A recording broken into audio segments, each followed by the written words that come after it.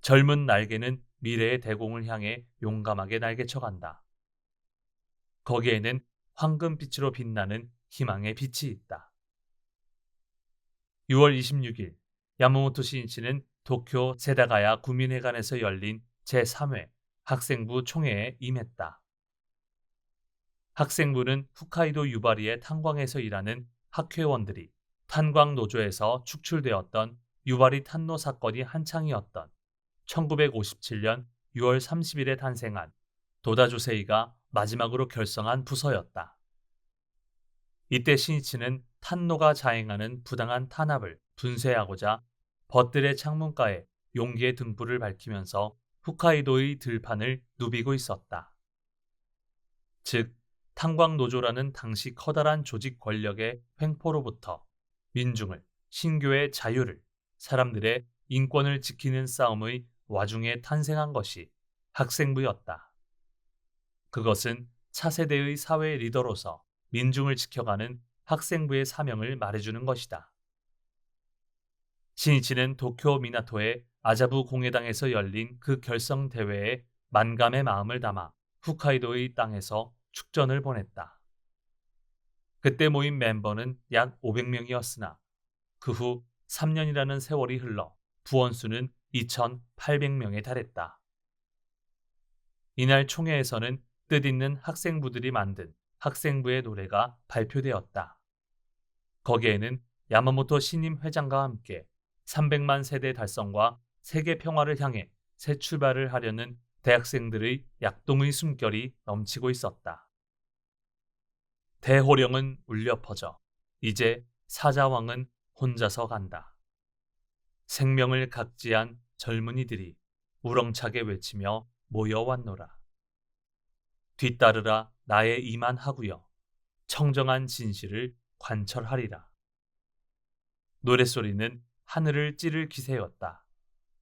이 노래에 있는 이만이라는 것은 도다의 7주기까지 달성할 목표로 학생부가 입안한 부원 증가 목표였다. 그것은 전년 11월 학생부장에 취임한 와타리 고로가 총회 석상에서 발표한 인사 속의 활동 방침으로 확인되었다. 와타리는 300만 세대 달성을 목표로 하는 학회의 학생부는 2만 명으로 확대를 도모하여 이 대법전의 선구를 끊어가겠다는 포부를 발표했다. 장내는 폭풍우와 같은 박수에 휩싸였다. 남자부도 섰다. 여자부도 섰다. 그리고 지금 지용을 겸비한 젊은 학도가 일어서려 하고 있다. 광포의 사나에 법기를 높이 휘날리며 드디어 영지의 벗이 용약하며 나설 것을 생각하자 신이치는 마음이 든든했다. 학생들의 의기가 기뻤던 것이다. 신이치의 강연 차례가 되었다. 참가자에게 정중하게 인사하고 나서 이야기를 시작했다. 여러분, 오래간만입니다. 나는 학생부 여러분을 만나면 희망이 솟아납니다. 또한 나는 여러분을 신뢰하며 존경하고 있습니다. 사회의 대리더에게 말을 건네는 듯한 정중한 어조였다. 신이치는 대학생들 한 사람 한 사람을 하나의 독립한 인격체로 대했다. 교육이란 인격에 의한 인격의 촉발이다. 젊은 인격을 존중할 수 없는 사람은 이미 인간을 육성시킬 자격이 없다. 나의 청춘 시절은 가난하였고 게다가 병약하여 언제 죽을지도 모르는 몸으로 충분히 공부도 할 수 없었습니다. 그러나 도다 선생님이라는 위대한 스승을 만나 훈련을 받고 신심을 끝까지 관철해 왔기에 지금은 이만큼 행복한 사람은 없다고 할 만큼의 경애로 되었습니다. 그러나 선생님의 은혜에 보답하기 위해서라도 선생님이 나타내신 광선유포의 구상을 전 혼으로 생명을 걸고 실현해 갈 결심입니다. 다만 내가 쓰러진다거나 혹은 내가 힘을 잃어 그것을 실현할 수 없게 되면 여러분께서는 나 이상의 힘으로 나를 뛰어넘어 도다 선생님의 구상을 완수하고 선생님의 위대한 사상을 세상 끝까지 선양해 주시기를 부탁드립니다. 신이치는 영원불멸한 광포의 흐름을 만들기 위해 체력의 한계를 넘어서는 투쟁을 개시하고 있었다. 언제 쓰러진다 해도 당연할 만큼의 분투였다. 그렇기 때문에 미래를 청년들에게 기탁하지 않으면 안 되었다. 신이치의 이야기는 종교와 문화의 관계성으로 이어졌다. 신이치는 정치도 경제도 과학도 그 근저에는 위대한 철학, 위대한 종교가 필요하다고 말하고 색심불이의 생명천리인 니치렌 대성인의 불법이야말로 진실한 인간 문화를 창조하는 원천이라고 호소했다. 그리고 위대한 문화를 건설하는 담당자에게는 위대한 신앙, 위대한 정열이 없으면 안 된다고 말하며 청년의 자세를 언급해 갔다. 지금 여러분이 해야 할 일은 대정열을 불태워 남보다 몇 배 더 공부하며 신앙의 실천에 몰두하는 것입니다. 단련을 잊은 청춘의 말로는 사상 누각의 인생일 뿐입니다. 결코 초조해하지 말고 장차 대성하기 위해 묵묵히 배우고 또 배워 스스로를 끝까지 연마해주기 바랍니다. 총회에 모인 학생 중에는 저 안보투쟁에 참가했던 투사들도 적지 않았다. 그러나 바로 3일 전 신안보조약이 발효되자 격심했던 반대운동도 썰물이 빠지듯 최후를 맞이했다. 그리고 안보투쟁에 정열을 쏟은 대학생들의 마음은 좌절감으로 무겁게 짓눌리고 있었던 것이다. 야마모토 신이치는 가장 사랑하는 학생부원들이 멀리 돌아가는 길로 헛되이 가는 것을 막고 싶었다. 진실한 평화와 민주주의 사회의 건설은 급진적이며 파괴적인 혁명으로 이루어지는 것이 아니다. 그것은 인간 한 사람 한 사람의 생명의 대지를 일구는 인간혁명을 기조로 하여 어디까지나 현실에 뿌리내린 광선유포라는 점진적인 희망의 혁명으로 실현하는 것이다. 마지막으로 신이치는 기원하는 마음으로 이렇게 이야기를 매듭지었다. 나는 여러분이 행복해지기를 바라고 있으며 또한 수많은 사람들을 행복하게 해주는 사회 리더로서 여러분이 성장하기를 바라고 있습니다. 그것이 나의 가장 큰 바람입니다. 여러분에게 나의 뒤를 잇게 하는 것 외에는 광선유포의 길이 없기 때문입니다. 부탁합니다. 그는 학생부의 미래에 한없는 기대를 걸고 있었다. 그들이야말로 새로운 철학의 깃발을 내걸고 인간주의의 문화를 건설할 사명을 가진 선구자이기 때문이다. 신이치는 인간이라는 좌표축을 정하고 거기에서부터 인류 개가의 미래도를 그리고 있었다. 그것을 실현하는데 무엇보다도 필요한 것은 인재였다. 신이치는 그 마음을 7월 2일에 창간한 문화부의 이론지 우시오의 세계에 공헌하는 인재로라는 제목으로 다음과 같이 썼다. 어느 시대, 어느 나라, 어느 사회에서도 가장 중요한 근본 대사는 인재이다.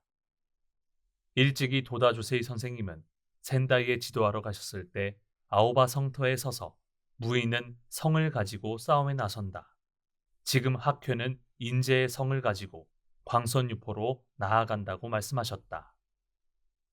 법이 묘하기 때문에 사람이 존귀하고 라는 어서에 비추어 문화부 동지 여러분은 학회 내에서도 사회 어디에 있어도 각자의 특성을 살려 위대한 인재로 성장해 주시기 바란다. 중략. 또한 국제적으로도 일본 민족은 중대한 기로에 서 있다. 바라건대 이 시대의 전 세계에 최대로 공헌해가는 인재가 힘차게 날개칠 날을 기다리는 바이다. 거기에는 널리 인재를 갈망하는 신이치의 절실한 호소가 담겨 있었다. 한편 문화부는 1954년 다각적인 문화활동을 전개하고자 설치한 부서이다. 또한 그 이론지 무시오는 그 후 출판사로 독립하여 새로운 휴머니즘을 창조하는 종합 월간지로 발전, 여론을 리드하고 있다. 비행기 창밖에는 에메랄드빛 산호초의 바다가 펼쳐져 있었다. 그리고 저편에는 아름다운 초록의 섬이 시야에 들어왔다. 1960년 7월 16일 저녁 무렵, 회장 야마모토 신이치는 슬픈 역사에 맞서 일어선 웅혼의 사람들이 있는 오키나와 천지에 방문의 제일보를 새기려 하고 있었다. 신이치는 회장으로 취임하기 이전부터 이 방문을 염원하고 있었다. 신이치는 오키나와의 비극적인 역사를 항상 마음 아파하고 있었다. 오키나와는 전쟁 중 본토 결전을 지연시키는 버림돌이 되어 일본에서는 유일하게 주민들까지도 휘말리게 된 처참한 지상전이 전개되었던 땅이다. 이곳의 전투는 3개월 이상이나 계속되었고 철의 폭풍이라 불리는 격심한 폭격과 폭격을 받아 지역마저 변해버리고 말았다. 이 오키나와 전에서 약 60만 명이던 현해 주민 가운데 12만여 명이 희생되었다. 더욱이 전쟁 후에는 미국 군정 안에 놓여 사람들의 자유는 현저하게 제한당했다. 그리고 1952년 4월 28일에 샌프란시스코에서 체결된 대일 강화 조약의 발효로 일본이 독립한 후에도 오키나와는 미국의 통치권 하에 놓이게 되었다. 이 조약의 제3조에 그것이 명문화되어 있었던 것이다. 전쟁 후 동서의 냉전 구조 속에서 오키나와는 미국에게 군사 전략상 태평양의 요새로서 필요 불가결한 곳으로 되었다.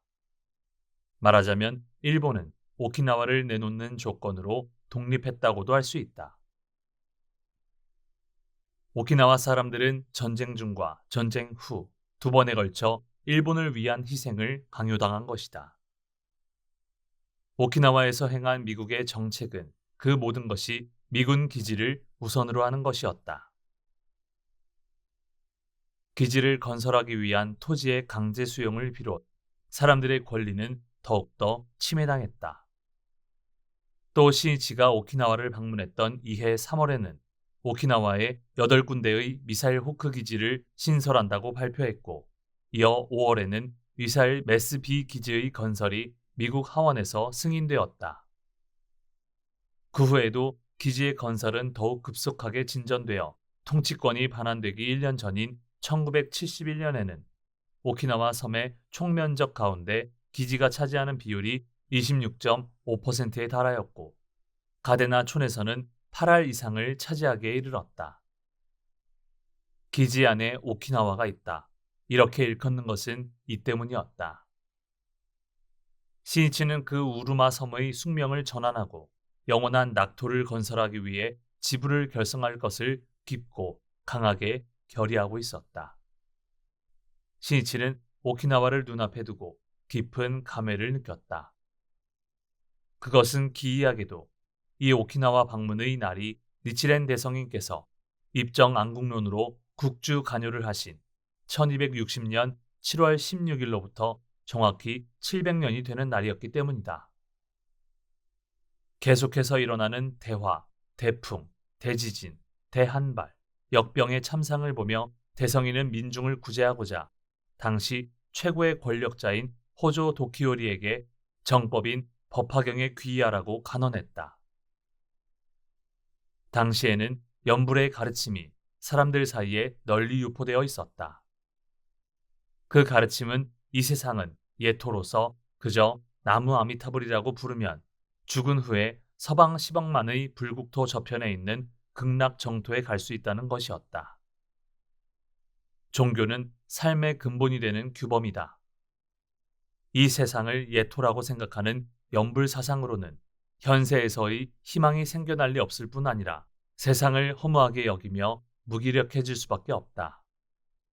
게다가 죽은 후 저편에 있는 극락 정토에 갈 수 있다는 가르침은 현실을 외면하고 도피와 체념 속에서 죽음을 가랑하게 만든다. 그렇다면 인간 완성으로 향하려는 생기발랄한 의욕도 사회를 건설하는 늠름한 힘도 생기지 않는다. 대성이는 사회적으로 가장 큰 영향력을 지닌 위정자에게 입정안국론으로 간언하여 그 자세를 바꾸고자 하셨다. 그리고 연부를 불행의 일흉이라고 단언하고 정법에 귀의하라고 설했던 것이다. 종교는 인간의 의식을 바꾸고 정신을 바꾸고 생명을 바꾼다. 종교가 어떠냐에 따라 사람은 강해지기도 하고 약해지기도 한다. 어리석어지기도 하고 현명해지기도 한다. 건설로 향하기도 하지만 파괴로 향하기도 한다. 창조의 주체인 그 인간의 일념이 변화하게 되면 환경, 사회도 크게 전환된다. 이것이 입정안국의 원리이다. 또 이 7월 16일이라고 하는 날은 1945년 미국이 뉴멕시코주의 사막에서 인류 최초로 원폭 실험에 성공한 날이기도 했다.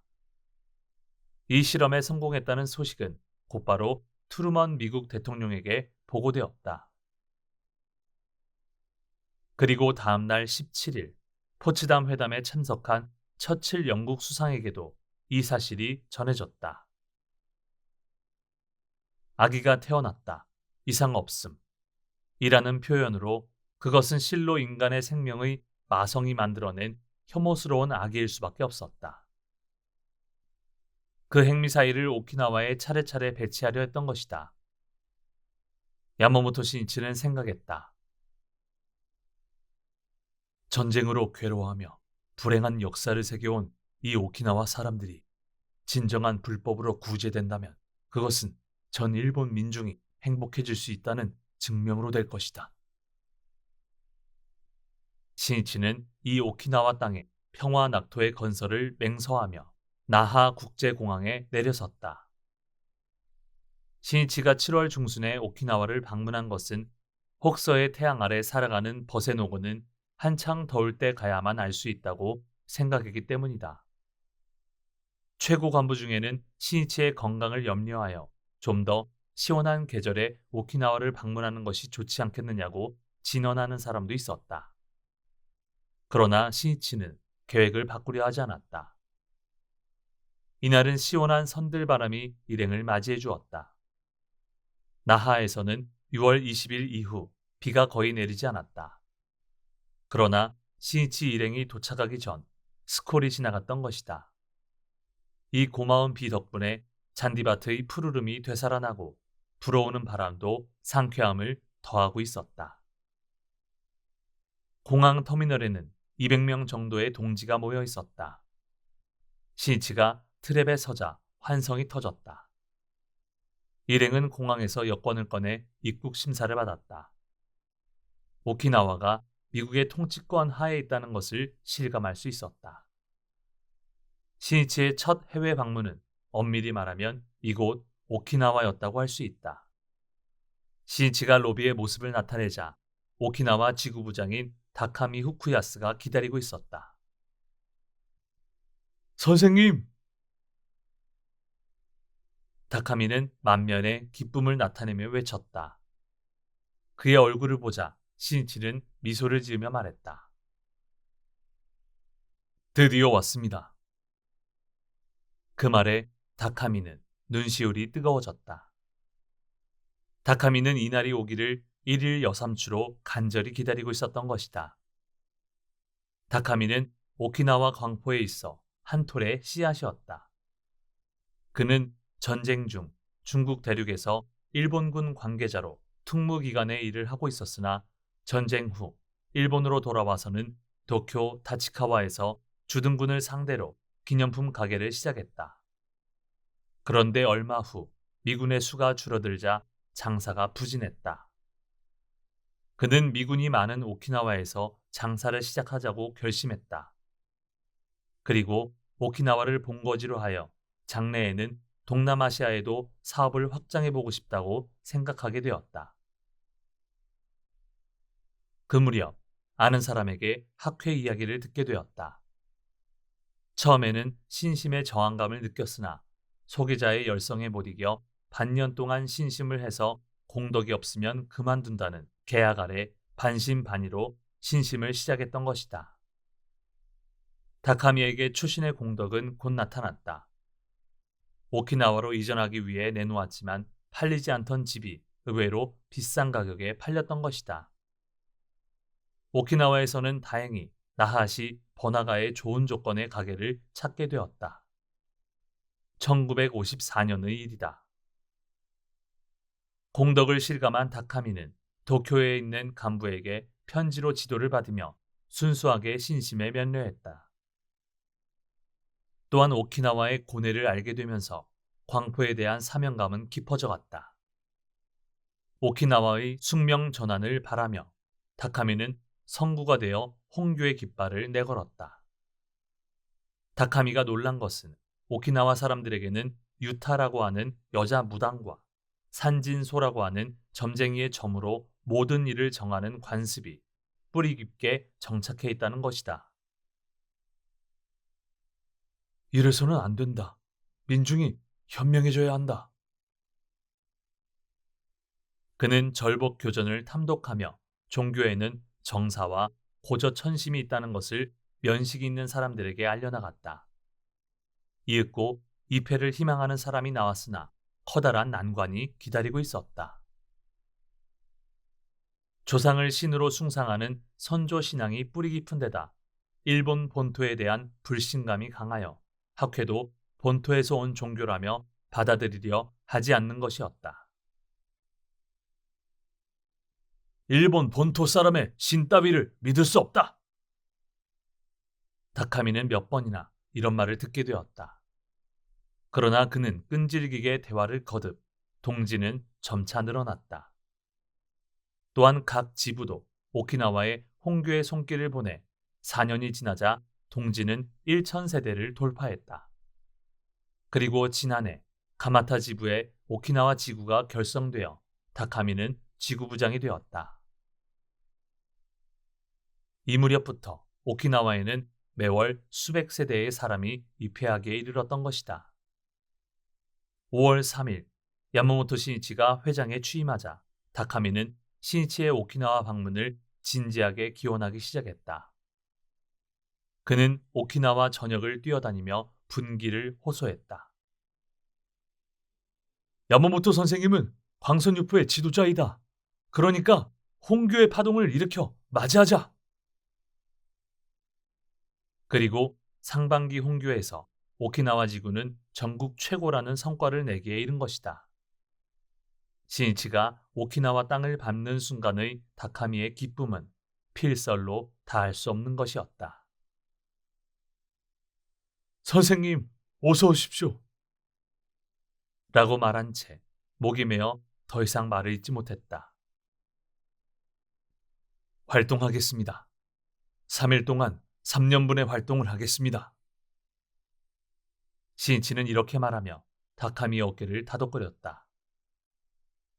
야마모토 신이치를 비롯한 일행 7명은 공항에서 자동차를 타고 숙소로 향했다. 그곳은 학회원이 경영하는 작은 여관이었다. 신이치는 여관에 도착하자 다카미 후쿠야스 등 현지의 간부들과 간담하며 오키나와의 상황을 상세하게 물었다. 다카미는 기지건설에 따른 토지의 강제 수용 등 사람들이 얼마나 인내와 복종을 강요당해 왔는지, 그리고 조국으로 복귀하는 것을 오키나와 사람들이 얼마나 통절하게 바라고 있는지를 이야기해 나갔다. 그런 가운데 지금은 동지가 7,000세대를 이루고 있으며 무수한 공덕과 체험이 나오고 있다는 것을 듣자 신이치는 진심으로 동지의 건투를 칭찬했다. 존귀한 일입니다. 모두 정말 열심히 해주셨습니다. 불자가 이만큼 탄생하면 오키나와는 변합니다. 10년 후, 20년 후가 기다려지는군요. 평화의 전사들의 얼굴은 생생하게 빛나고 있었다. 밤에는 4군데로 회합 장소를 나누어 동행 간부를 중심으로 지도회를, 이어서 반장, 반담 당원 이상의 간부가 모여 간부회를 갖기로 되어 있었다. 현지의 멤버가 돌아가자 신이치는 동행 간부들과 서둘러 저녁 식사를 마쳤다.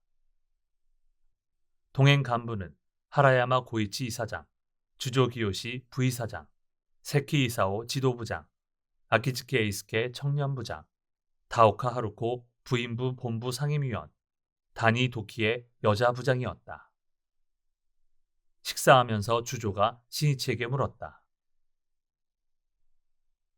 오키나와 동지들은 참으로 발랄하고 공덕과 환희에 넘쳐 있습니다. 또 굉장한 발전을 하고 있습니다. 해외라서 본부의 지도가 그다지 미치지 못했을 텐데도 어째서 그럴까요? 오키나와의 멤버는 오키나와를 행복하게 만드는 것은 자기들밖에 없다고 자각하고 분발해왔다. 남의 말을 듣고 하는 것이 아니라 각자가 광선유포의 주체자라는 사명과 책임을 느끼면서 하고 있는 것이다. 그러니까 환희가 솟고 공덕도 받으며 발전하는 것이네. 과연 주체자로서의 자각에 달려있군요. 맞장구 치면서 주조가 말하기 시작했다. 실은 저는 해군학교에 있을 때 자주 돛담배를 몰았습니다만 언제나 뱃멀미하는 사람이 나옵니다. 그런데 키를 잡게 하면 멀미를 하지 않습니다. 자기가 할 수밖에 없다는 책임감과 긴장감에서 오는 것이라고 생각됩니다만 결국 뱃멀미를 하는 것은 직접 배를 조종하고 있다는 것이 아닌 배에 타고 있다는 수동적인 감각을 가지고 있기 때문이라는 것을 배웠습니다. 신이치는 주조의 이야기를 듣자 재미있다는 듯이 고개를 끄덕였다. 그럴지도 모른다. 광포의 활동을 추진하는 데에도 스스로의 책임을 지고 키를 잡으려 하는가, 아니면 단지 배에 타고 있는 승객이 되려 하는가에 따라 자각도 행동도 전혀 달라진다. 승객의 마음에서는 무슨 일이 있을 때마다 배가 나쁘다, 조타수가 나쁘다고 하는 등 푸념과 불평을 늘어놓기가 쉽다. 그래서는 자신을 연마할 수 없다. 나는 도다 선생님의 회사에 근무할 때부터 선생님의 회사도 학회의 일도 모두 내가 책임지겠다고 결의했다. 당신은 직장에서도 일개 사원에 불과했고 학회에서도 역직은 없었다. 그러나 처지가 문제는 아니다. 자각하느냐가 문제이다. 그렇게 결의한 나로서는 급료가 늦어져도 불평 따위는 조금도 하지 않았다. 오히려 자신의 부서를 완벽한 것으로 하려 했을 뿐 아니라 항상 전체적인 것을 생각해왔다. 그것이 현재의 내게 큰 힘이 되었다고 생각한다. 그러고 나서 신이치는 청년부장 아키즈키 에이스케를 보고 이야기를 계속했다. 도다 선생님께서 이런 말씀을 하신 적이 있네. 어느 공장이 도산하여 기계가 압류당해 경매에 붙여지게 되었다. 그리고 낙찰자가 기계를 꺼내 옮기려 했을 때 그 공장에서 일하고 있던 한 직공이 필사적으로 외쳤다. 이 기계는 내가 몇 년이나 애지중지해온 기계다. 이 기계를 가지고 가려면 나도 함께 데려가 주시오. 도다 선생님은 이 이야기를 하시며 이렇게 말씀하셨다. 훌륭한 사람이 아닌가. 장인 정신이 있다. 월급 몇 푼을 위해 고용되었다는 자세가 아니라 기계와 함께 죽겠다는 근성인 것이다. 기계에 대한 그의 애정은 바로 일에 대한 정열의 표현이라고 할 수밖에 없을 것이다. 선생님은 시키는 것만 하려는 근성을 가장 추하다고 하셨다. 특히 청년이면서 그런 근성이 있는 사람은 장래에 희망이 없다고 단정 지으셨다. 이것은 광선유포라는 일에도 마찬가지라고 할 수 있다. 어떤 것도 시키는 것만 하려는 근성으로는 습득할 수 없다. 청년은 만사를 자신이 주인이라는 마음으로 어떠한 일이라도 부딪혀가야 한다. 습득한다는 것을 마스터라 하는데 영어의 마스터에는 주인이라는 의미도 있지 않은가? 신이치는 유쾌하게 웃었다. 학회의 후계자가 될 청년부에게 먼저 광선유포의 주체자, 주인공이라는 자각을 불어넣고 싶었던 것이다. 창가학회 회장으로서 야마모토 신이치의 책무는 사람들을 학회호라는 큰 배에 태워 행복과 평화의 광선유포라는 대륙까지 무사히 실어 나르는 것이었다. 그러기 위해서는 시니치와 함께 안개가 짙게 낀 날에도 파도가 치는 폭풍의 밤에도 벗을 행복의 항구로 나르기 위해 배를 지키는 여러 승무원이 필요하다. 아니, 선장이라고도 해야 할 자신이 언제 쓰러져도 당연하다 싶은 상황인 만큼 시니치와 똑같은 결의, 똑같은 자각으로 서서 큰 배를 담당할 인재를 그는 필사적으로 육성시키려 했던 것이다. 그러나 그런 시니치의 흉중을 제대로 이해하는 간부는 없었다. 그들은 시니치가 생각하는 장대한 광포의 구상을 이해하지 못했을 뿐 아니라 32세라는 시니치의 연령을 생각하면 장래의 일은 전혀 걱정할 필요가 없다고 안심하며 안이하게 느끼고 있었다. 한술 더 떠 활동에 임하는 시니치의 열렬한 기백을 접하게 되면 시니치에게 전부 맡기기만 하면 된다는 생각을 강하게 하는 것이었다. 저녁 식사를 마친 일행은 제각기 각 부별 지도회에 참석하고 그 후 나하 시내의 정종 사원이 고묘사에서 열린 간부회에 참석했다. 고묘사는 이해 3월에 낙성한 사원이었다. 증가하는 입회자에게 어번존을 하부하기 위해 사원의 건립을 열망하는 동지의 요청에 응해 창가학회가 건립 기진했던 것이다. 사원의 건설부터 부지는 다카미 후쿠야스를 비롯한 현지의 동지들이 발이 닳도록 걸어다닌 끝에 찾아냈다. 게다가 오키나와가 미국의 통치하에 있기 때문에 일본에서 자재를 반입하는 데에도 허가가 필요했고 관공서에도 몇 번이나 가야만 했다. 그러한 동지의 헌신적인 노력으로 해외 최초의 사원이 된 것이다. 이 간부의 석상에서 시니치는 오키나와 지부의 결성을 모두에게 제안했다. 실은 만약 여러분이 좋으시다면 내일 있을 대회에서 오키나와 지부를 결성하고 싶습니다. 현재 오키나와 여러분은 가마타 지부의 오키나와 지구를 비롯한 40여 개 지부에 소속되어 있습니다만 하나로 묶어 오키나와 지부로 하려고 생각하고 있습니다. 태양이 동쪽에서 떠올라 서쪽을 비춰가는 것처럼 이 오키나와를 시작으로 이윽고 대만, 홍콩, 인도 등 동양 각지에서도 지부가 탄생해 갈 것입니다. 그 선구의 사명을 오키나와 여러분이 맡아주셨으면 합니다만 어떻습니까? 장내에 찬동의 큰 박수가 터져나왔다. 박수를 치는 모두가 오키나와 지부를 결성하는 기쁜 마음에 약동하고 있었다. 시니치는 다시 이야기를 계속했다. 지부장은 지금까지 가마타 지부의 오키나와 지구부장으로서 활약해오신 다카미 후쿠야스 씨에게 부탁드리고 싶습니다.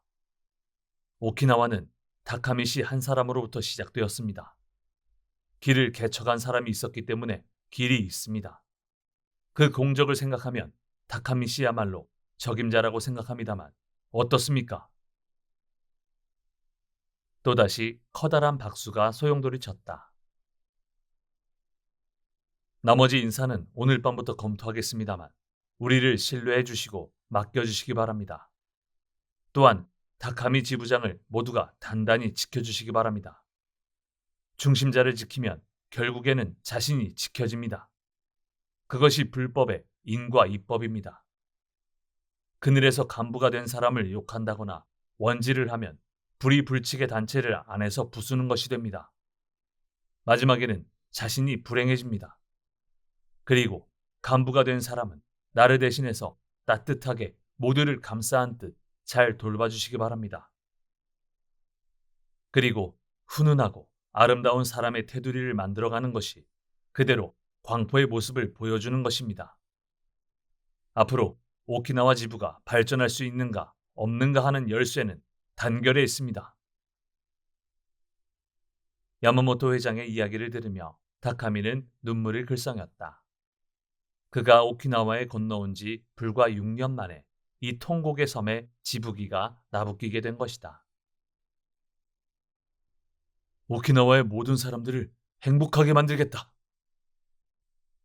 다카미는 주먹을 불끈 쥐었다. 다카미는 전쟁 중 대륙에서 몇 번이나 죽을 고비를 넘겼다.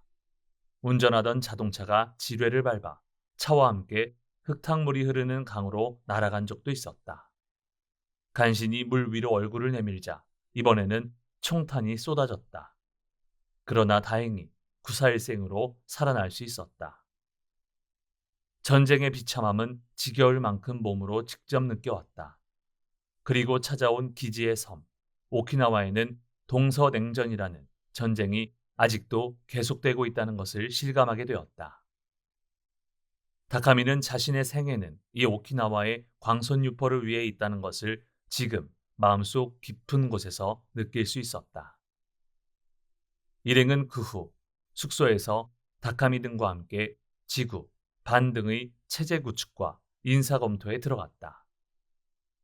검토 중 최대의 초점이 된 것은 지부 부임부장에 관한 인사였다. 오키나와 지부 인사의 대강에 대해서는 이미 학회 본부에서 검토했다. 그 결과 지부 부임부장으로 우에마 다마코가 추천되었다. 우에마 다마코는 1952년에 도쿄에서 남편과 함께 입회했다. 남편은 유명 대학을 졸업했지만 사업에 실패하고 결핵을 앓고 있었다. 신심하고 4년이 지나자 다마코는 남편의 고향인 오키나와로 오게 되었다. 그리고 착실하게 활동에 힘써 공덕과 체험도 받았다. 남편도 성실한 인품이었으나 일 때문에 그다지 활동에는 참가할 수 없었다. 만일 다마코가 지부 부임부장이 된다면 오키나와 전역을 뛰어다녀야 하며 지극히 바빠질 것이다. 남편의 이해와 협력 없이는 가능한 일이 아니다. 따라서 남편의 양해를 얻은 후에 지부 부임부장으로 해야겠다고 야마모토 신이치는 생각한 것이다. 신이치는 그날 밤 우에마 부부를 숙소로 초대했다. 남편 도시오는 더위 속에도 불구하고 옷차림을 바르게 하고 단정하게 넥타이까지 메고 찾아왔다. 얼굴에 윤곽이 뚜렷한 신사였다. 인사를 마치자 신이치는 단도직입적으로 물었다. 우리들은 숙명의 섬, 오키나와를 묘법의 힘으로 두 번 다시 전쟁의 희생으로는 되지 않는 평화의 성으로 만들어갈 결심입니다. 이 이상을 실현하기 위해 사모님을 오키나와 부임부의 중심자로 하려고 생각하고 있습니다. 가정 사정도 있으리라 생각합니다만 어떻습니까? 신이치가 이야기를 마치자 우에마 도시오는 그 자리에서 대답했다. 좋습니다. 승낙하겠습니다. 사랑하는 아내가 오키나와 사람들을 위해 일하는 것이니까 아내를 응원하겠습니다. 어떻게 해서든 지켜가겠습니다. 안심하십시오. 도시오는 오키나와 전투에서 남동생을 잃었다. 그런 만큼 고향의 평화를 위한 마음은 누구보다도 강할 것이다. 도시오는 곁에 있던 아내에게 시선을 향하며 살짝 손을 내밀었다. 다마코, 열심히 하는 거야. 아내는 고개를 끄덕이며 그 손을 쥐었고 서로 굳은 악수를 교환했다. 다마코의 눈에 굵은 눈물방울이 넘쳤다. 그것은 한 폭의 명화를 연상하게 했다. 벗의 리더가 되어 광포를 추진하기 위해서는 커다란 고생이 뒤따른다. 그리고 그 사람을 음지에서 받쳐주는 가족의 노력도 헤아릴 수 없는 것이다. 신이치는 언제나 음지에 있는 사람에게 눈을 돌리는 것을 잊지 않았다. 그것은 신이치의 광포에 대한 강한 책임감에서 나온 배려라고 할 것이다. 오키나와 지부 결성에 관한 모든 협의가 끝날 무렵 동력 하늘은 희미하게 밝아오기 시작했다. 날이 밝아 7월 17일 오키나와 지부의 결성대회가 열리는 나하 상업고등학교 앞에는 아침부터 사람들의 긴 행렬이 이어지고 있었다. 이날을 고대해온 벗들이 오키나와 전역에서 속속 모여왔다. 오키나와 섬의 북쪽 구니가미, 나고에서도 또 미야코나 야에야마섬에서도 벗은 기쁨에 넘쳐 찾아왔다. 개회 1시간 전인 오전 10시에는 이미 그 행렬이 류큐 정부 앞까지 이르렀다. 한 달 전인 6월 19일, 이 류큐 정부 앞은 미국의 아이젠하워 대통령이 방문했을 때 오키나와를 조국으로 복귀시키라고 요구하는 데모 인파로 가득했다. 당초 아이젠하워 대통령은 이날 19일에 일본을 방문할 예정이었으나 신안보 조약의 비준을 둘러싸고 국내가 소란스럽자 일본 정부는 방문 연기를 요청했다. 요청을 받아들여 일본 방문을 중지한 대통령은 대만에서 한국으로 향하던 도중 오키나와에 들렸던 것이다. 그러나 그것은 불과 2시간 정도의 체제였다. 오키나와가 조국 일본으로 복귀하기를 바라는 심정은 지부 결성 대회에 모인 사람들도 마찬가지였다. 그러나 단순히 미국의 통치에서 해방되는 것만을 목표로 하는 것이 아니라 그 깊은 곳에 있는 불행의 눈물 흘려온 오키나와라는 국토의 숙명으로부터 해방되고자 그들은 떨쳐 일어서려 했던 것이다. 실로 한 사람의 인간으로서의 위대한 인간혁명은 이윽고 한 나라의 숙명전환도 이루고 나아가 전 인류의 숙명전환도 가능하게 한다는 것을 입증하려 한다 해도 좋았다. 야마모토 시니치는 나하 상업고등학교로 향하는 차 안에서 정확히 3년 전 이날이 오사카 사건으로 자신이 사실무근의 누명을 쓰고 체포되었다가 추록하게 된 날이라는 것을 떠올리고 있었다. 시니치는 그날 15일간에 걸친 구류 끝에 오사카 구치소를 출소했다. 시니치에게 이 투옥은 민중을 끝까지 지켜가기 위해 권력의 마성과 생애에 걸친 싸움을 다짐했던 원점이 되었던 것이다. 생각하면 창가의 역사는 권력의 마성과 벌인 장절한 투쟁으로 일관한 역사였다. 초대 회장 마키구치 스네사부로도 그 뒤를 이어 제2대 회장이 된 도다 조세이도 모두 군부정부의 탄압으로 투옥되었고 고령의 마키구치는 옥중에서 서거했다. 그 권력의 마성이 불러일으킨 전쟁의 최대 희생자가 이 오키나와이다. 시니치는 지금 오키나와 동포를 위해 영원한 행복과 평화의 길을 활짝 열어갈 결의를 마음속 깊이 간직하면서 회장의 문을 들어섰다. 회장인 나하 상업고등학교의 체육관은 인파로 넘쳐 교정까지도 입추의 여지가 없을 만큼 사람들로 가득 차 있었다. 이날 참가자는 학회원뿐 아니라 입회하지 않은 가족을 비롯하여 우인들도 많이 참석했다. 동지들은 우인이나 지인에게 야마모토 회장의 이야기를 꼭 들려주고 싶어 참석을 권유했던 것이다. 시니치는 차에서 내리자 셔츠 차림으로 부채를 손에 쥔 채 인파 속을 나아갔다. 도중에 아버지인 듯한 장년부의 손을 잡고 있는 4, 5살 가량의 아이를 보자 성큼성큼 다가갔다. 잘 왔구나. 아버지와 함께 왔니? 열심히 공부해서 훌륭한 사람이 되는 거야. 시니치는 미소를 지으며 이렇게 말하고 아이의 머리를 쓰다듬었다. 아이는 생긋 웃으며 고개를 끄덕였으나 옆에 서 있던 장년부는 의아한 얼굴로 입을 다문 채 시니치를 가만히 보고 있었다.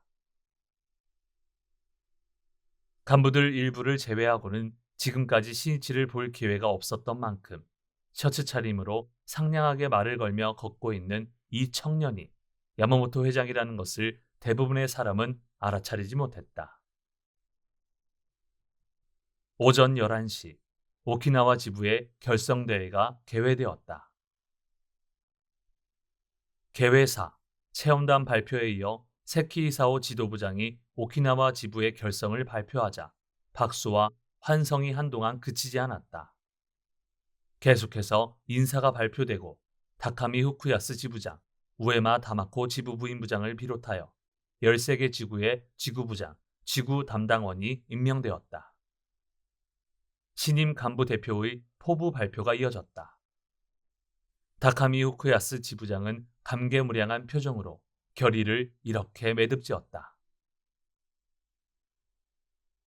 저희들은 전국의 회원 여러분의 성구가 되어 광선 유포의 또 평화의 모델 케이스를 이 오키나와에 만들어 가겠습니다. 선생님, 지켜봐 주십시오!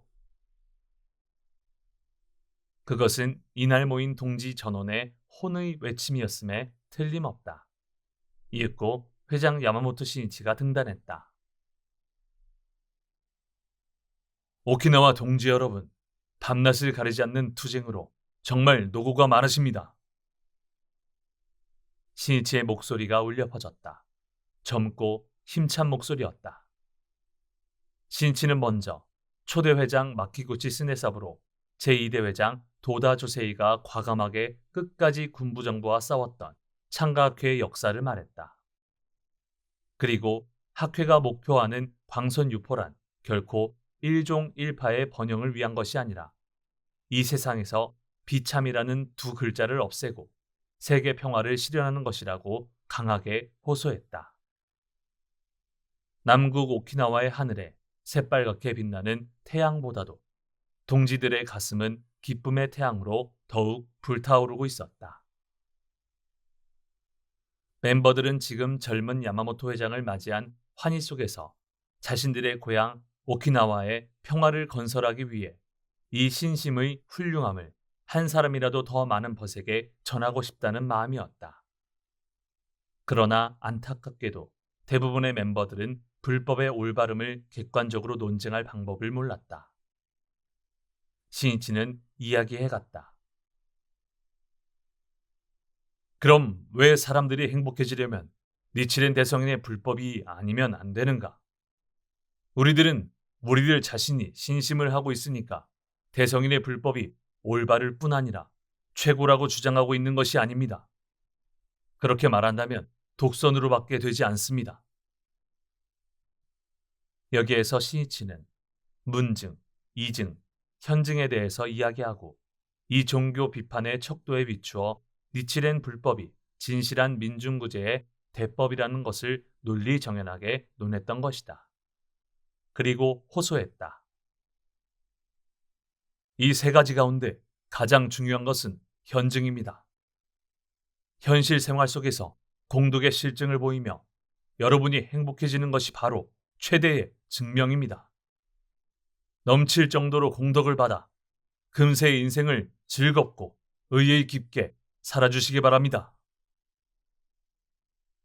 이 지도는 오키나와의 동지에게 강한 확신을 준과 동시에 교학의 중요성을 통감시켰다. 오키나와 지부의 결성대회는 오후 1시 환희 속에서 막을 내렸다. 각지로 흩어지는 벗의 발걸음은 활기에 차 있었다. 그 후 가까운 빌딩의 홀에서 대표 멤버가 참가하는 축하 모임이 열렸다. 신이치는 노고를 거듭해온 동지들을 진심으로 위로해주고 싶었다. 멤버는 지부 결성의 기쁨을 담아 류큐 무용과 가라데를 선보였다. 신이치는 연기가 하나하나 끝날 때마다 칭찬과 격려의 말을 건넸다. 그것을 보던 사람들도 정말로 춤을 추고 싶어하는 눈치였다. 다른 분들도 마음껏 춤추세요. 신이치가 말하자 기다렸다는 듯 뛰어들어 민요와 노래 등을 부르는 사람이 계속 이어졌다. 모두들 즐거워 어쩔 줄 몰라 했다. 흥겹게 춤추는 벗을 대하자 신이치도 너무나 기뻤다. 모두들 함께 춤을 춥시다. 신이치는 동행 간부에게 말했다. 그러나 부끄러움이 앞서는지 아무도 자진해서 앞에 나가 춤을 추려 하지 않았다. 간부에게는 동지를 위해서라면 어떠한 일도 하겠다는 자세가 없어서는 안 된다. 간부로서 지금 중요한 것은 함께 오키나와의 새 출발을 축하하는 일이었다. 그러나 그런 배려가 결여되어 있는 것이 신이치는 유감스러워 견딜 수 없었다. 자, 하라야마 씨도 주조 씨도 모두 주세요. 신이치는 다시 동행한 간부들에게 재촉했다. 그러자 주조 기요시가 결심한 듯 일어섰다. 그러면 제가 다바루 자카를 추겠습니다. 모두가 다바루 자카를 노래하기 시작했다. 주조는 열심히 추기 시작했으나 잔뜩 긴장한 탓인지 몸이 굳어 부자연스러운 동작이 되고 말았다. 안 되겠군. 로보트가 추는 춤 같아. 모처럼의 축하연인데 좀 더 흥겹게. 신이치가 말하자 폭소가 터졌다. 네, 다시 한번 처음부터 하겠습니다. 주조는 이번에는 미소를 지으며 춤추기 시작했으나 몸놀림은 점점 더 어색해졌다. 그건 지장보살 같아. 그 말에 모두 배를 쥐고 웃었다. 주조는 다시 처음부터 추기 시작했지만 도중에 손과 발이 맞지 않게 되고 말았다. 그것이 더욱더 웃음을 자아냈다. 할 수 없군. 그러면 내가 춤을 추지. 신이치는 부채를 손에 쥐고 구로다 부시를 추기 시작했다. 그것은 여유 있고 힘차며 유려한 춤이었다. 모두 숨을 죽이며 신이치의 춤을 지켜보았다. 춤이 끝나자 갈채가 터졌다. 선생님, 춤을 좀 더 보여주세요. 여기저기에서 외치는 소리가 들렸다. 주겠습니다. 여러분이 기뻐하신다면. 그는 또다시 춤추기 시작했다. 그 모습에 눈시울을 적시는 사람도 있었다. 동지를 생각하는 신이치의 진심 어린 마음이 뜨겁게 벗의 가슴에 스며들어 전해졌던 것이다.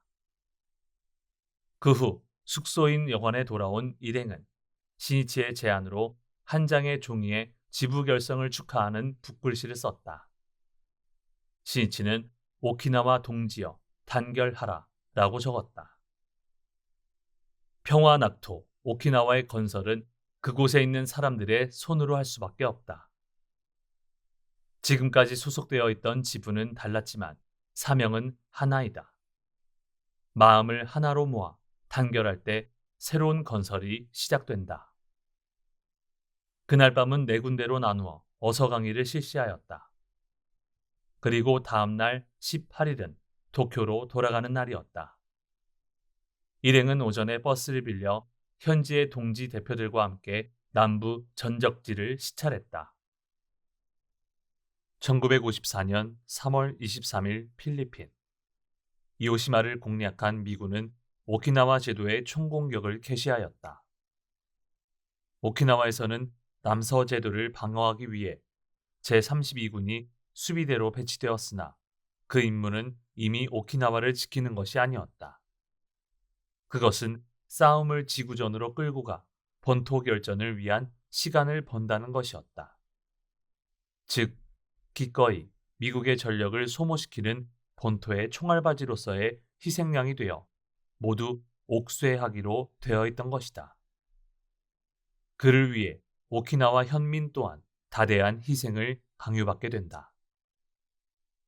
3월 26일, 마침내 미군은 나하 앞바다의 게라마 제도에 상륙했다. 수비대는 미군이 상륙하자 궁핍한 주민의 식량을 공출했다. 게다가 수비대는 가마라고 하는 자연호에 몸을 숨겼으나 주민이 함께 피하는 것은 인정하지 않았다. 몸을 숨길 장소도 없이 미군에게 포위되어 궁지에 몰린 주민들에게 남아있는 마지막 길은 집단 자결밖에 없었다. 수류탄으로 자폭하는 사람도 있었다. 괭이, 낫, 칼 등으로 서로의 목이나 손목을 끊는 가족도 있었다. 처참한 광경이었다. 수비대는 군인뿐 아니라 주민에게도 황민으로서 자결할 것을 강요해왔던 것이다. 또 귀충미영이라고 배워온 그들인 만큼 미군에게 투항한다는 것은 상상도 하지 못했다. 미군이 오키나와 섬에 상륙한 것은 4월 1일이었다. 미군은 약 1,500척의 함선과 총 54만 8천 명의 병력을 이 오키나와에 투입했다. 그에 비해 일본 측은 불과 약 4분의 1 규모밖에 되지 않았다. 미군은 일주일 만에 오키나와 섬의 서북부를 거의 제압하고 기노만, 우라소에, 슈리 등으로 진격을 개시했다. 슈리성 지하에는 제32군 사령부가 있어 여기서 격렬하고 장절한 공방전이 전개되었다. 약 2개월에 걸친 싸움으로 수비대는 6만 명이 넘는 사망자를 내고 5월 말 슈리는 미군의 손으로 넘어갔다. 한편 미군의 사망자는 약 5,300명이었다. 그러나 그렇다 해도 오키나와 전투는 여전히 끝나지 않았다. 옥쇄를 위한 피로 피를 씻어내는 처참한 싸움이 계속되었던 것이다. 살아남은 수비대 병사는 남부의 기안 반도로 물러나 지구전에 들어갔다. 이에 대해 미군은 육해공으로 총공격을 계속했다. 철의 폭풍이라고 불리는 폭격으로 언덕은 깎이고 대지는 파도치듯 뒤흔들렸다. 그리고 수비대가 숨어있을 만한 곳은 화염 방사기로 완전히 불태우기도 했으며 사람들이 도망쳐 들어간 자연호의 입구를 점령, 가스탄 등을 투입하여 제압하는 일명 말타기 공격 전법을 사용했던 것이다. 6월 11일 미군 사령관 버크너 중장은 공격을 중지하고 일본 측에게 항복을 촉구했으나 제32군의 우시지마 미스루 사령관은 그것을 거부했다. 18일 전황을 시찰 중이던 버크너 중장이 전사하자 미군의 공격은 더욱더 격렬해졌다. 여기에 이르자 우시지마 사령관 등의 사령부 순회는 자결했고 오키나와에서의 조직적인 전투는 종결되었다. 그러나 그 후에도 소탕전 등이 계속되어 모든 전투가 끝난 것은 종전이 된 8월 15일부터 20여일이 지난 9월 7일이었다. 오키나와 전투가 특히 비참한 싸움이 된 원인은 지구전으로 시간을 벌기 위해 주민을 끌어들여 전투를 벌였기 때문이다. 그를 위해 오키나와 수비대는 주민을 남김없이 징집했다. 1945년에 들어가자 만 17세에서 45세의 남자는 거의 징집되었다. 3월에는 국민근로동원령이 공포되어 만 15세에서 45세의 남녀가 동원되기에 이르렀다. 나아가 중등학교 등의 학생들로 학도병을 편성하여 남학생은 철혈 근황대로서 여학생은 힘의 유리 학도대 등의 간호요원으로 전쟁터에 보내졌다.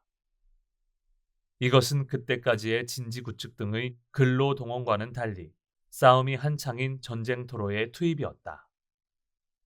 이렇게 하여 오키나와 현민 전몰자는 군인, 군속 2만 8천여 명, 일반 주민 약 9만 4천여 명이라는 막대한 희생을 치르게 된 것이다.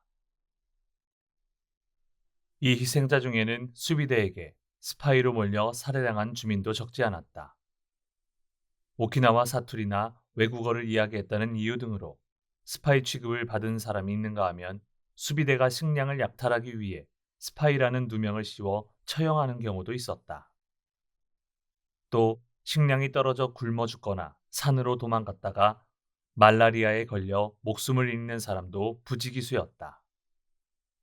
야마모토 신이치는 힘의 유리의 탑 앞에 섰다. 이 탑은 현립 제1여자고등학교와 사범학교의 여학생, 직원들의 사망자를 합동으로 제사 지내는 위령탑이었다. 탑 앞에는 참호가 떡하니 입을 열고 있었다. 오키나와 전투에서 살아남은 관계자가 신이치에게 당시의 상황을 설명해 주었다. 두 학교의 학생들은 미군이 공격을 시작하자 동원되어 부상자의 간호를 맡았다. 방치된 시체에서는 썩은 냄새가 풍기고 부상자의 상처에는 구더기가 들끓었다. 약도 붕대도 없이 물 줘오라며 신음하는 파상풍 환자에게 물에 적신 거지로 입술을 축여주는 정도가 고작이었다. 마침내 슈리성 공방이 시작되자 여학생들은 남부의 기안 반도로 후퇴하여 격렬한 전투 속에 자연호에서 간호를 계속했다. 6월 18일 미군에게 포위된 상황 속에서 학도병의 해산 명령이 내려졌다. 그것은 이긴다고 철저히 믿으며 싸워온 여학생들에게는 아닌 밤중에 홍두깨 같은 명령이었다. 모두 망연자실했다. 참호를 탈출해도 적의 포화 속에 몸을 던질 수밖에 없었다. 여학생들 중 어느 한 그룹은 전쟁터를 헤매다가 아라사키 해안에 도착했으나 그곳에서 보이는 것은 무수한 적의 군함뿐이었다. 바위 틈에 꼼짝 않고 몸을 움츠리고 있자 가까이서 미군이 발포를 시작했다. 함께 도망치던 교사는 수류탄을 꺼내어 그곳에 있던 9명의 학생들을 끌어들여 함께 자결했다. 폭발음과 함께 산호초는 선열로 물들었다. 또 다른 참호에 있던 여학생들은 참호에서 탈출하려 했을 때 투항을 권유하는 미군의 목소리를 들었다. 그러나 아무도 참호에서 나가지 않았다. 곧 황린탄이 투여되고 이어서 가스탄이 장렬했다. 한순간에 거기 있던 46명의 여학생이 생명을 잃었으며 살아남은 사람은 불과 5명에 지나지 않았다. 시치의 발 아래 울퉁불퉁한 바위에 입을 벌리고 있는 것이 바로 그 참호였다. 시치는 관계자의 설명을 다 듣자 중얼거리듯 말했다. 잔혹하군. 너무도 잔혹한 일이야. 그리고 합장하며 제목을 삼창했다. 그것은 평화를 향한 깊은 일념을 담은 기원이었다. 일행은 다시 마부니가 언덕으로 향했다. 버스에서 내려 바위산을 따라 내려가자 청년이라고 하기에는 너무 어린 세 사람의 동상이 눈에 띄었다. 건아의 탑이었다. 건아의 탑은 철혈 근황대로 부대에 배속된 15세에서 19세의 학도병을 기리는 위령탑이었다. 그들은 전령이나 식량 조달의 임무를 맡고 포화 속을 뛰어다녔다. 종군한 남학생 중 약 절반이 전사했다. 게다가 이러한 학도병은 법적 근거도 없이 조직된 것이다. 야마모토 신이치는 사람들이 몸을 숨겼다는 동굴과 몇 개의 위령탑을 본 후 마부니가 언덕에 섰다. 깎아지른 절벽 저편에는 푸르고 맑은 산호초의 바다가 펼쳐져 있었다. 태양빛을 머금은 푸른 바다는 선명하게 빛나고 저 멀리 수평선은 은색으로 빛나고 있었다. 이 아름다운 섬에서 불과 15년 전에 저 지옥과 같은 처참한 상황이 전개되었다고 생각하자 그 참혹함이 더욱 절실하게 느껴졌다. 전쟁은 비참하다. 신치는 혼잣말처럼 조용히 말했다. 은사 도다주세이가 생전에 이제 2번 다시 전쟁을 일으켜서는 안 된다. 그렇게 맹세하고 나는 패전으로 불타버린 들판에 홀로 선 거라네 라고 자주 이야기했던 기억을 신이치는 떠올리고 있었다. 실로 도다의 생애는 그 잔혹하기 짝이 없는 전쟁을 수행하려는 권력의 마성과 맞선 장절한 투쟁이었다. 신교의 자유를 관철하고 정법 정의를 끝까지 지켜갔기 때문에 치루어야만 했던 2년간의 옥중 생활.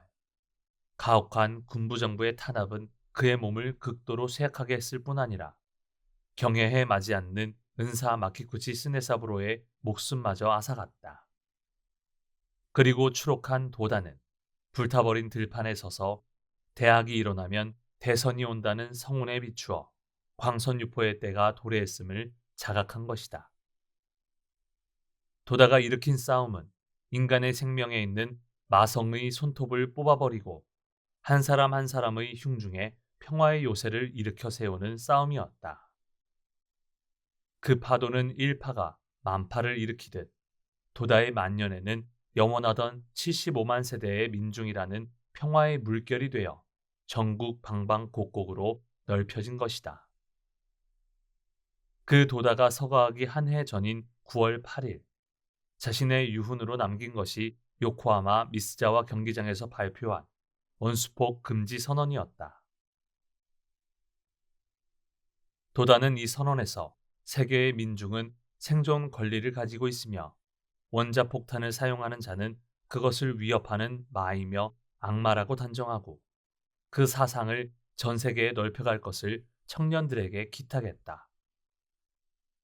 지금 도다주세이가 일으킨 평화의 대조류는 통곡의 섬 오키나와에까지도 넓혀져 벗들의 환희는 금파가 되고 벗들의 희망은 음파가 되었다. 야마모토 신이치는 그 은사의 위협을 영원히 전해 남기기 위해 이전부터 구상하고 있던 도다의 전기라고도 해야 할 소설을 빨리 시작하지 않으면 안 된다고 생각했다. 그러나 신이치에게는 그 전에 꼭 이루어야만 하는 맹세가 있었다. 도다의 유언인 300만 세대의 달성이었다. 신이치는 그것을 도다의 7주기까지 훌륭하게 성취하여 그 승리의 보고를 가지고 은사의 전기소설에 착수하려고 했다. 도다는 행동하는 사람이었다. 그러므로 제자로서 그 전기를 쓰기 위해서는 광선유포의 싸움을 일으켜 세계 평화의 부동의 초석을 쌓아 올리지 않고는 은사의 정신을 남김없이 전할 수 없다고 신이치는 생각했다. 글은 사람이다. 글은 경애를 투영한 것일 수밖에 없기 때문이다. 신이치는 도다의 7주기를 대승리로 장식하였고 이윽고 그 원고의 펜을 들기 위한 장소로 이 오키나와의 천지가 가장 어울리지 않을까 하고 문득 생각했던 것이다. 신이치의 주위에 견학을 마친 벗들이 모여들었다. 신이치는 이야기했다. 일찍이 쇼타이큐 왕은 류큐를 세계 가교로 하여 만국 질량의 종을 만들어 슈리성에 정전을 달았다. 오키나와에는 평화의 혼이 있다. 그 평화의 혼으로 세계의 가교를 구축하는 성구가 되는 것이 여러분의 사명이다. 다카미 후쿠야스가 대답했다. 반드시 그렇게 하겠습니다. 오키나와는 미국의 통치하에 있어서 해외로 나가는 절차가 본토보다 간단하기 때문에 세계로 날개쳐 가려는 많은 사람들이 있습니다. 또 기지에서 일하는 미국인 중에도 신심하는 사람이 늘고 있습니다. 그런가? 거기서 다시 넓혀져 갈 것이네. 오키나와는 광선유포의 요충지이다. 이 아름다운 천지를 영원한 평화의 요새로 만들어가자. 불법에는 삼변토전이라는 원리가 있네. 그곳에 사는 사람의 경애가 바뀌면 국토도 바뀐다. 가장 비참한 전쟁터였던 이 오키나와를 가장 행복한 사회로 바꾸어가는 것이 우리들의 싸움이다. 합시다. 힘을 합쳐. 네. 결의에 찬 벗의 목소리가 파도 속으로 울려 퍼졌다. 신이치는 가볍게 고개를 끄덕이며 미소를 짓고는 건너편을 우러러보았다.